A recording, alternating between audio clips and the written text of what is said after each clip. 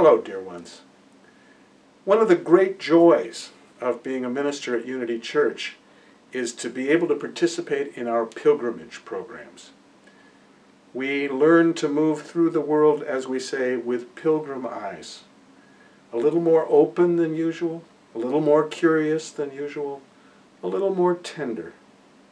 And one of the places we love to go is to the Unitarian homelands of New England. Each year we travel to New England and we begin our adventure, our pilgrimage at Plymouth Plantation. The young people in the church, and I would dare say most people in the church, are deeply shocked to learn that we trace our roots to that little community that came over in 1621 on the Mayflower.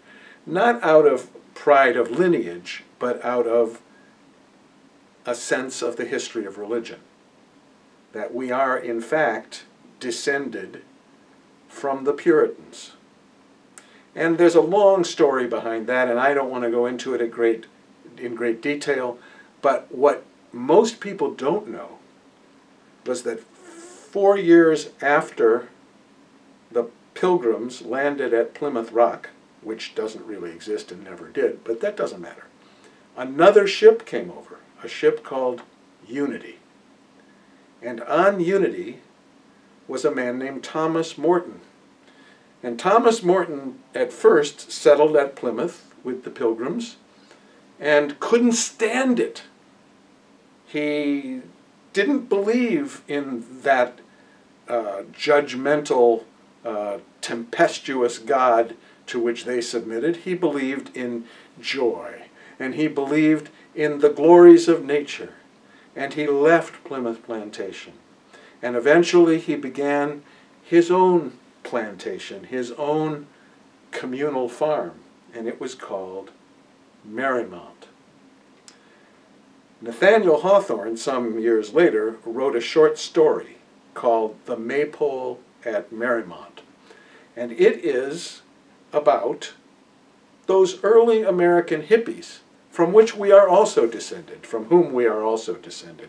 The people who saw the world through a veil of joy rather than of somber sadness.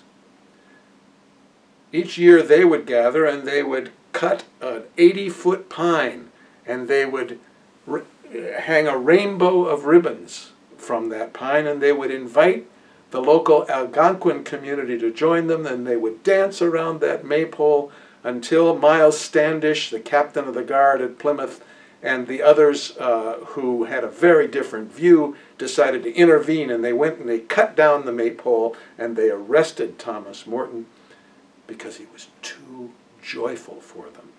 It was an affront to their vengeful God.